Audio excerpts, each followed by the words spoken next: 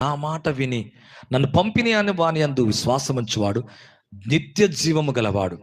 వాడు తీర్పులోనికి రాక మరణంలోండి జీవములోకి దాటి ఉన్నాడని మీతో నిశ్చయంగా చెబుతున్నాను.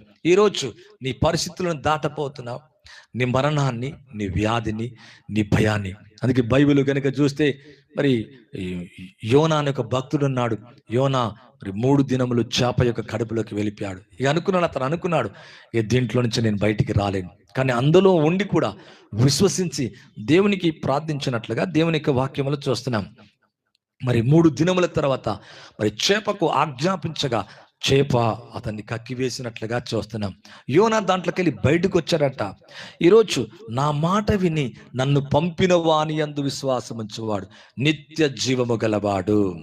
అవును, ఆ మాటల్లో జీవముంది, లైఫ్ ఉంది, జీవముంది. దేవునికి వాక్యం